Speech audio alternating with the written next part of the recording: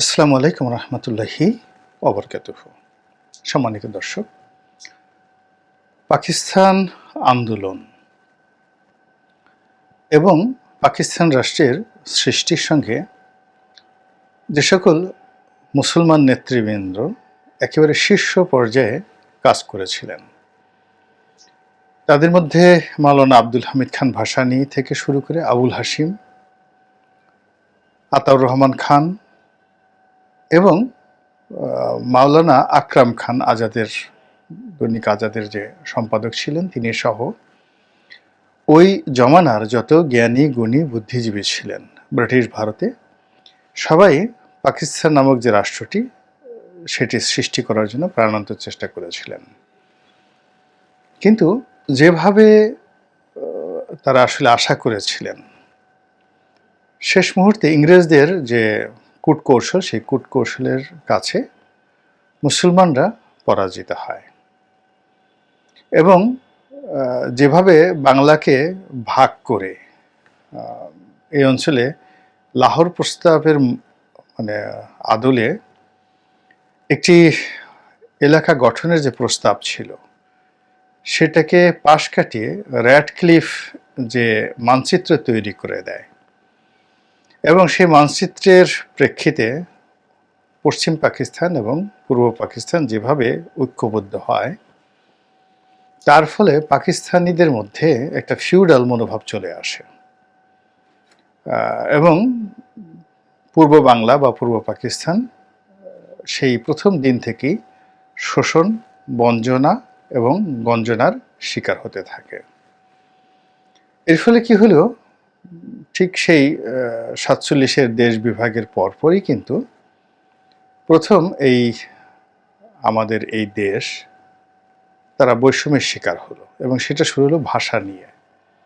আমরা 1952 সনের ভাষা আন্দোলনের কথা জানি, কিন্তু এটা কিন্তু শুরু হয়েছিল একেবারে প্রথম যে সিএসপি পরীক্ষা 1948 সালে পাকিস্তান সিভিল সার্ভিসের যে পরীক্ষা, সেই পরীক্ষা থেকে শুরু হয়েছিল।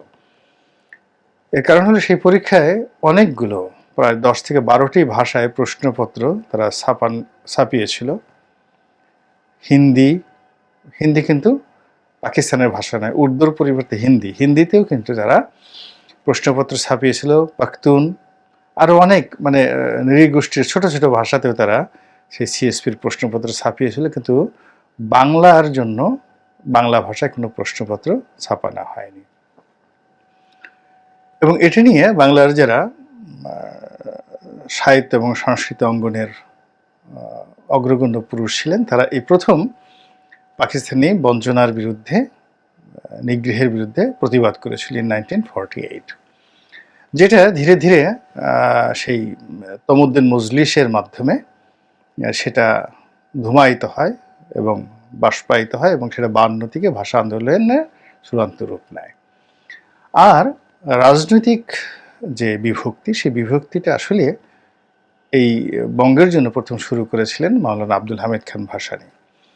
তিনি মুসলিম লীগ থেকে পদত্যাগ করে যে নতুন আওয়ামী মুসলিম লীগ করেছিলেন, সেই আওয়ামী মুসলিম লীগে তিনি যাদেরকে নিয়েছিলেন তার মধ্যে অন্যতম ছিলেন শেখ মুজিবুর রহমান। কিন্তু পরবর্তীতে দেখা গেল যে ইন্টারনাল যে পার্টি পলিটিক্স, সেই ইন্টারনাল পার্টি পলিটিক্সে মাওলানা আব্দুল হামিদ খান ভাসানী শেখ মুজিবুর রহমান সাহেবের সঙ্গে তিনি পেরে ওঠেননি। এর কারণ হলো মাওলানা আব্দুল হামিদ খান ভাসানীর চাইতেও উনি মধ্যবিত্ত পরিবারের রিপ্রেজেন্টেশন ছিল, তার লেখাপড়া মাদ্রাসা লাইনে ছিল, কিন্তু যখন হোসেন শহীদ সরওয়ার্দির মতো মানুষ এই পূর্ব পাকিস্তানের, তৎকালীন পূর্ব পাকিস্তানের রাজনীতিতে চলে এলেন এবং আওয়ামী লীগের রাজনীতির সঙ্গে একীভূত হলেন, তখন সঙ্গত কারণেই বঙ্গবন্ধু শেখ মুজিবুর রহমানের নেতৃত্বে তরুণরা সেই হোসেন শহীদ সরওয়ার্দিকে কাছে ডেকে নিল এবং সেই তারুণ্যের সেই জোয়ারের কাছে মাওলানা আব্দুল হামিদ খান ভাসানী বলতে গেলে পরাজিত হলেন। এবং সেই যে তাদের যে দ্বন্দ্ব এবং সংঘাত, এর ফলে 1954 সনে বিশাল বিজয়ের পরেও ঠিক আওয়ামী লীগ ক্ষমতা লাভ করতে পারেনি এবং তখন সেটাকে কৃষক প্রজা পার্টির সরকার বলা হতো বা সেই শেরে বাংলাকে ফজলুল হকের সরকার বলা হতো। তখন ওই সরকার যেটা হক ভাসানী সরওয়ার্দির সরকার বলা হতো, কিন্তু মূলত ওখানে শেরে বাংলার যে ভূমিকা সবচেয়ে বেশি ছিল। আওয়ামী লীগ ব্রুট মেজরিটি ছিল জনপ্রিয়তার দিক থেকে, কিন্তু নেতৃত্বের জায়গাতে আওয়ামী লীগ ছিল না। হোসেন শহীদ সরওয়ার্দিও সেখানে ঢুকেননি। ফলে কি হলো, আওয়ামী লীগের নেতাকর্মীদের চাপ এবং তরুণ তুর্কিদের যে এখানে বাড়াবাড়ি, তো সব মিলিয়ে বয়োবৃদ্ধ শেরে বাংলাকে ফজলুল হক সেই চাপ সামলাতে না পারার কারণে যুক্তফ্রন্টের সরকার কিন্তু বেশি দিন টিকেনি। সেই সরকার ফেল করে। ফেল করার পরে আবার বিভিন্ন টানাপোড়েনের মাধ্যমে অনেকগুলো সরকার আসে এবং সর্বশেষ ইন 1958 58 সনে আতাউর রহমান খান সাহেবের নেতৃত্বে আওয়ামী লীগ এই পূর্ববঙ্গে বা পূর্ব পাকিস্তানে সরকার গঠন করে, প্রাদেশিক সরকার গঠন করে আওয়ামী লীগের সরকার। এবং এখানে যখন আওয়ামী লীগ সরকার এখানে গঠন করে, ঠিক সেই সময়টিতে পশ্চিম পাকিস্তানে কেন্দ্রীয় হোসেন শহীদ সরওয়ার্দির নেতৃত্বে, অর্থাৎ তিনি সেখানে প্রধানমন্ত্রী হয়ে যান এবং সেখানেও কার্যত আওয়ামী লীগের সরকার। তো প্রকৃতি এত সুযোগ আওয়ামী লীগকে কখনো দেয়নি, যেটি 54-তে দিয়েছে, 58-তে দিয়েছে। এবং সেই সুযোগ পাওয়ার পর পশ্চিম পাকিস্তানে অনেকগুলো দুর্ঘটনা সেখানে ঘটানো হয়েছে। আর পূর্ববঙ্গে যেটি হলো সেটি হলো বঙ্গবন্ধু শেখ মুজিবুর রহমান সাহেবের সঙ্গে প্রধানমন্ত্রী আতাউর রহমান খানের একেবারে রীতিমতো দা কুমড়ার সম্পর্কটা এমন পর্যায়ে চলে গেল, সেই সম্পর্কের রেশ ধরে দুটো দুর্ঘটনা ঘটলো বাংলাদেশে। প্রথম দুর্ঘটনাটা ঘটলো আদমজি জুট মিলে দাঙ্গা বাঁধিয়ে দেওয়া হলো এবং সবাই বলে যেটা ভারতীয় মদদে এই আদমজি জুট মিল তখন এশিয়া নয়, পৃথিবীর সবচেয়ে বড় শিল্প কারখানাগুলোর মধ্যে অন্যতম, যেখানে 40,000 লোক ইন 1958 সেখানে কাজ করত। দ্বিতীয় যেটি হয় সেটি হলো আওয়ামী লীগের সরকার ইন 1958, কিন্তু বিরোধী দল ছিলেন তখন কৃষক শ্রমিক প্রজা পার্টি, অর্থাৎ শেরে বাংলাকে ফজলুল হকের পার্টি। এই দুই গ্রুপের মধ্যে পার্লামেন্টের মধ্যে মারামারি শুরু হয়ে গেল এবং মারামারিতে সেই মাথায় আঘাত পেয়ে ডেপুটি স্পিকার শাহেদ আলী মারা যান। এবং সেই ঘটনাকে কেন্দ্র করে দেখা গেল যে কেন্দ্রে হোসেন শহীদ সরওয়ার্দির যে সরকার, সেই সরকারের পতন হয়, আর প্রদেশে আতাউর রহমান খানের যে সরকার সেটার পতন হয়। এবং সেই পতনের ধারাবাহিকতায় আইয়ুব খানের মার্শাল ল চলে আসে এবং 1958 সনের সেই যে মার্শাল ল, এটা একেবারে 1969 সন পর্যন্ত এটা কন্টিনিউয়াসলি চলতে থাকে প্রায় 11 বছর ধরে। আপনি এই সময় পুরো পাকিস্তান জামানাতে যদি আপনি দেখেন আওয়ামী লীগের মারামারি, কাটাকাটি, হানাহানি, দ্বন্দ্ব সংঘাতের যে ইতিহাস, সেই ইতিহাসে আওয়ামী লীগের যারা লোকজন আছেন, আমার বলতে লজ্জা হচ্ছে যে তারা বড় বড় মানুষকে বেইজ্জতি করেছে। হোসেন শহীদ সরওয়ার্দি উনি মারাত্মকভাবে লাঞ্ছিত হয়েছেন, অপমানিত হয়েছেন এবং আপনারা জানেন যে তিনি মনের দুঃখে বাংলাদেশ ছেড়ে, পাকিস্তান ছেড়ে তিনি বৈরুতে চলে গিয়েছিলেন এবং বৈরুতে একটা হোটেলে থাকা অবস্থায় অসুস্থ হয়ে তিনি মারা যান। সবাই বলে যে তাকে কোনো একটা রুমের মধ্যে আটকে এমন অপমান করা হয়েছিল, মারধর করা হয়েছিল, যে কথা তার মতো ভদ্রলোক আর কাউকে বলতে পারেননি।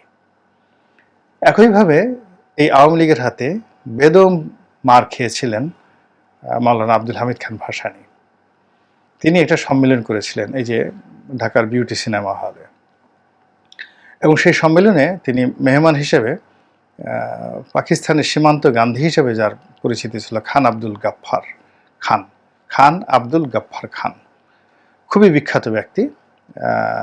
সেই খাইবার পাখতুন এই সীমান্ত প্রদেশ এলাকার, যদিও তিনি নেতা ছিলেন, কিন্তু সর্বভারতে মহাত্মা গান্ধীর মতোই তার সম্মান ছিল, মর্যাদা ছিল। তো তিনি মাওলানা আব্দুল হামিদ খান ভাসানীর আহ্বানে এই সম্মেলনে প্রধান অতিথি হিসেবে এসেছিলেন এবং সেখানে যখন আওয়ামী লীগের লোকজন, সবাই বলে গুন্ডা বাহিনী, তারা যখন আক্রমণ করে তখন সেই বয়োবৃদ্ধ খান আব্দুল গাফফার খান তিনি ভয়ে, প্রাণভয়ে সেই সিনেমা হলের যে চেয়ারগুলো আছে সেই চেয়ারের নিচে পালিয়ে তিনি প্রাণ রক্ষা করার চেষ্টা করেছিলেন।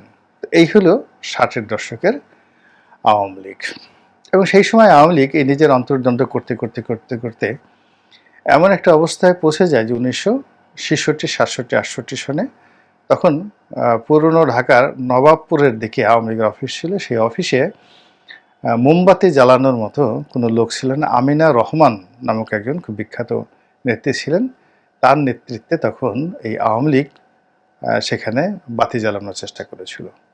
আওয়ামী লীগের যে উত্থান ঘটে মূলত 69-এর গণ অভ্যুত্থানের পর, যখন বঙ্গবন্ধু জেলখানা থেকে মুক্ত হন, আগরতলা ষড়যন্ত্র মামলার প্রেক্ষাপটে তিনি যখন মুক্ত হন, তখন অল অন এ সার্ডেন সেটি চাঙ্গা হয়ে যায়। আজকের দিনে জামাত যেভাবে অল অন এ সার্ডেন খুব চাঙ্গা হয়ে গিয়েছে, ঠিক ওই রকম 58 থেকে 68 সন পর্যন্ত আওয়ামী লীগের অবস্থা ঠিক এরকম বাংলাদেশে জামাতের অবস্থা যেভাবে 2009 থেকে এই পর্যন্ত ছিল, 2012 থেকে 24 পর্যন্ত যেরকম ছিল তাদের অবস্থা, ঠিক এরকমই তাদের আওয়ামী লীগের অবস্থা ছিল 1958 থেকে 1969 সন পর্যন্ত। তো বঙ্গবন্ধু সেই জেল থেকে বেরোলেন গণ অভ্যুত্থানের কারণে, এবং সেই গণ অভ্যুত্থানটা কিন্তু আওয়ামী লীগ ঘটায়নি। সেই গণ অভ্যুত্থানটা ঠিক এখন যেভাবে ছাত্র জনতার অভ্যুত্থান ঠিক সেইভাবে কিন্তু ঘটে গিয়েছিল। যা হোক, সেই গণ অভ্যুত্থান থেকে উনি যখন জেলখান থেকে বেরোলেন, বেরোর পরে তিনি বাঙালি জাতির একেবারে অবিসংবাদিত নেতা হয়ে গেলেন। অনেকটা আজকের দিনে যেমন ডক্টর মোহাম্মদ ইউনূস বাংলাদেশের অবিসংবাদিত নেতা, ঠিক ওই সময়টাতে তিনি জাতির কাছে ত্রাণকর্তা হিসেবে এলেন এবং তার অতীতের যত কর্মকাণ্ড আছে সেই কর্মকাণ্ড একেবারে লাইমলাইটে এসে পুরো জনমতটা তার দিকে চলে গেল।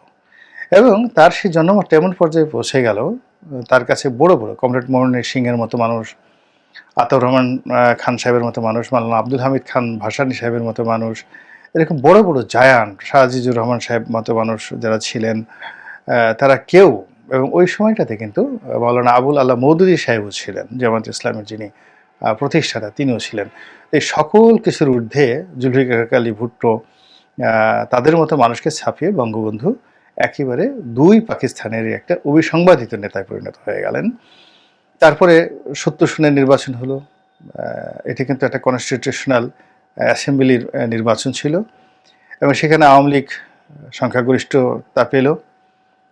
তারপর মুক্তিযুদ্ধ, এরপরে মুক্তিযুদ্ধের পরে স্বাধীন বাংলাদেশে বঙ্গবন্ধুর সরকার, এবং মুক্তিযুদ্ধের 9 মাস তিনি বন্দী থেকে আবার যখন তিনি বাংলাদেশে আসলেন, ঠিক 69-এর গণ অভ্যুত্থানের পরে জেল থেকে বের হয়ে তিনি যেভাবে একটি মহানায়ক হলেন, আবার 10ই জানুয়ারি তিনি যখন বাংলাদেশে ফিরে আসলেন, পাকিস্তানের কারাগার থেকে মুক্তি পেয়ে তিনি লন্ডন গেলেন, লন্ডন থেকে তিনি দিল্লিতে এলেন, তারপর তিনি বাংলাদেশে এলেন, তখন তিনি সর্বকালের সেরা মেগা স্টার হয়ে গেলেন। এবং এইরকম মেগা স্টার মানে 10ই জানুয়ারিতে ঢাকাতে বঙ্গবন্ধুর যে অবস্থা ছিল, এবং এটা একেবারে 1973 সন পর্যন্ত তার কথাই ছিল সংবিধান, তিনি যা বলতেন সেটাই আইন।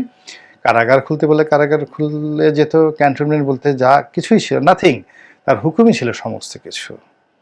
তো এইরকম একটা বৈপ্লবিক সরকার এবং বৈপ্লবিক যে সুযোগ, এটি আমার জানা মতে ফিদেল ক্যাস্ট্রো তিনি এটি মানে পাননি, নেলসন ম্যান্ডেলা পাননি, আর কেউ পাননি গত 100 বছরে, ঠিক যেটা বঙ্গবন্ধু শেখ মুজিবুর রহমান পেয়েছিলেন। কিন্তু তিনি যেহেতু মুক্তিযুদ্ধের সময় অনুপস্থিত ছিলেন, তিনি বিষয়টা বুঝতে পারেননি আসলে এখানে কী ঘটেছে।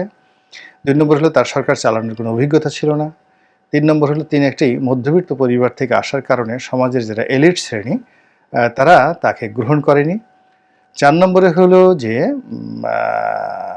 তার যে লেখাপড়া, সেই লেখাপড়ার যে সার্টিফিকেট বা তার যে লেখাপড়ার যে একটা স্বাভাবিক যে মান থাকা দরকার, এটি নিয়ে দলের ভিতরে অনেক কথাবার্তা ছিল। তাজউদ্দিন সাহেব, খন্দকার মোশতাক সাহেব, ওনারা অনেক উচ্চশিক্ষিত ছিলেন তৎকালীন জমানাতে, ভালো ইংরেজি বলতেন, ভালো লেখাপড়া করতেন। সেই তুলনায় বঙ্গবন্ধুর নেতৃত্ব ছিল অনেক বড়, কিন্তু লেখাপড়ার জায়গাতে তিনি এক ধরনের হীনমন্যতায় ভুগতেন এবং এই সুযোগটা অন্য সবাই নিতেন।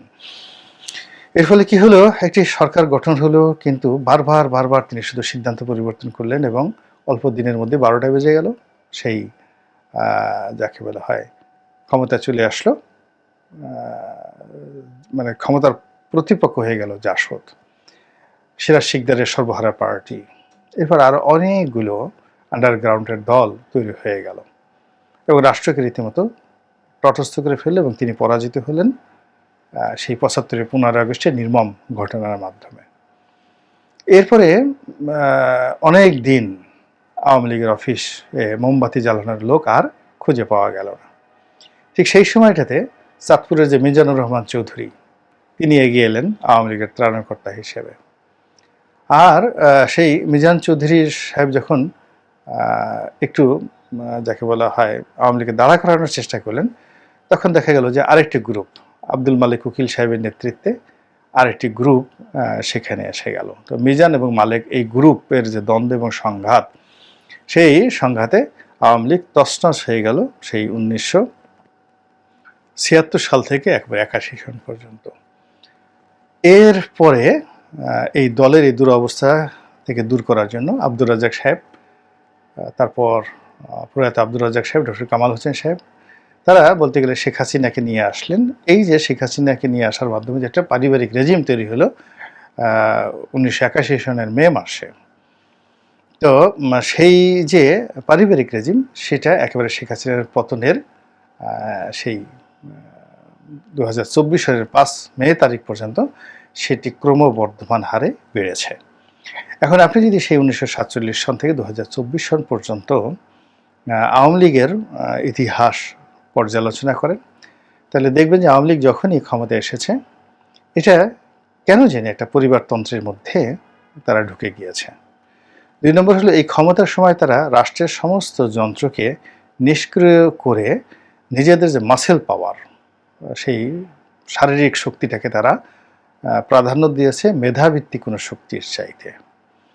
3 নম্বর হলো যে তাদের মধ্যে অহমিকাবোধ যেভাবে কাজ করত, দ্বন্দ্ব সংঘাত কাজ করত, এবং এই আগুন দেওয়ার অভ্যাস, আগুন লাগানোর অভ্যাস, মারামারি করার অভ্যাস, কাটাকাটি করার অভ্যাস, সেই 1947 সন থেকেই বলতে গেলে তার উত্তরাধিকার সূত্রেই এটাকে তারা অর্জন করেছিল। কলকাতাতেও এই যে মানে ছাত্রলীগ, তখন তো মুসলিম ছাত্রলীগ যেটা ছিল, সেটা ছাত্রলীগের যারা পান্ডা ছিল, তারা কিন্তু কলকাতাতে গিয়ে এমন মারামারি করতো, কংগ্রেসের লোক তাদের সাথে মারামারি করতে পারতো না। ঢাকাইয়া ছেলেদের, আপনি যে ভানু আছে বিখ্যাত যে কৌতুক অভিনেতা, সেখানে দেখবেন ঢাকার ভানু, তো ঢাকার ছেলেদের গুন্ডামি করার একটা ভীষণ রকম দুর্নাম ছিল কলকাতাতে, এবং কলকাতার গুন্ডারা ঢাকার গুন্ডাদেরকে ভীষণ রকম ভয় পেত, এবং সেই গুন্ডাদের সর্দার কারা কারা ছিলেন আপনারা কম বেশি সবাই জানেন। তো সেই গুন্ডামিটা যখন দেশ ভাগের পর বাংলাদেশে এলো এবং ঢাকার ভাগে পড়লো, তখন পুরো ঢাকার শহর তারা নিয়ন্ত্রণ করতে কেবলমাত্র এই গুন্ডামি দ্বারা। তো যাই হোক, এখন সেই যে গুন্ডামি, সেই গুন্ডামি দমন করার জন্য আবার আইয়ুব খানের যে যারা পান্ডা ছিল, তারাও এনএসএফ তৈরি করেছিল।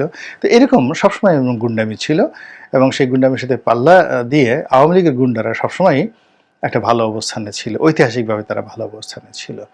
আওয়ামী লীগ প্রথম থেকেই সে 1954 সরকার থেকে একেবারে 2024 সনের সরকার যতবারই তারা ক্ষমতায় গিয়েছে, তাদের বিরুদ্ধে মারাত্মক দুর্নীতির অভিযোগ ছিল, ব্যর্থতার অভিযোগ ছিল, এবং আরও অনেক অভিযোগ ছিল। এবং যেটি হয়েছে সেটি হলো, আওয়ামী লীগের যারা সুদিনের মধু এবং মেওয়া ভোগকারী, তারা সবসময় পালিয়েছে, এবং বলতে গেলে সবাই রাজনীতি থেকে নির্বংশ হয়ে গিয়েছে, তাদের আর অস্তিত্ব খুঁজে পাওয়া যায়নি। আর দ্বিতীয় ট্র্যাজেডি হলো, আওয়ামী লীগের বিপদের সময় যারা আওয়ামী লীগের হাল ধরেছে এবং আওয়ামী লীগকে চাঙ্গা রেখেছে, সেই 1954 থেকে একেবারে সেই 2009 সন পর্যন্ত বিভিন্ন সময় আওয়ামী লীগের অনেকগুলো লোক আসছে, আপনি তাদের একজনকেও দেখতে পাবেন না যে আওয়ামী লীগ তাদেরকে মূল্যায়ন করেছে এবং আওয়ামী লীগ তাদেরকে পুনর্বাসিত করেছে। ফলে এই যে এখন আওয়ামী লীগের যে বিপদ এবং বিপত্তি যাচ্ছে, এই সময়টাতে কারা আওয়ামী লীগের ত্রাণকর্তা হিসেবে আসবেন আমি বলতে পারবো না, তবে তাদের অবস্থাও অতীতের আমিনা রহমানের মতো, জহুরা তাজউদ্দিনের মতো, এবং মিজানুর রহমান চৌধুরী সাহেবদের মতোই হবে বলে আমি মনে করি। আল্লাহ আমাদের সবাইকে হেদায়েত দান করুন এবং হেফাজত করুন। আসসালামু আলাইকুম ওয়া রাহমাতুল্লাহি ওয়া বারাকাতুহু।